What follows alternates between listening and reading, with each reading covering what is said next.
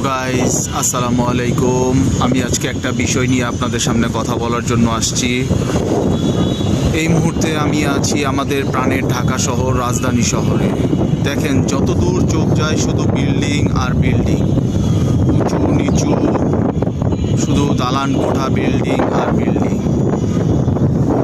আমরা এই রাজধানী শহর থেকে বা এই ঢাকাতে থেকে হয়তোবা খুব দ্রুত যে কোনো কাজ সেরে ফেলতে পারতেছি বা খুব দ্রুত যে কোনো সমাধান করতে পারতেছি, কিন্তু আসলে আমাদের রাজধানী শহরে যে পরিমাণ বিল্ডিং আর যে পরিমাণ উঁচু উঁচু দালান কোঠা, এতে কি পরিবেশের ভারসাম্য রক্ষা হচ্ছে?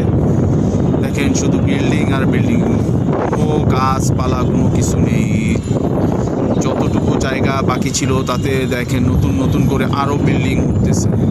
আমরাই আমাদের পরিবেশের ভারসাম্য নষ্ট করার জন্য দায়ী। আমি সবাইকে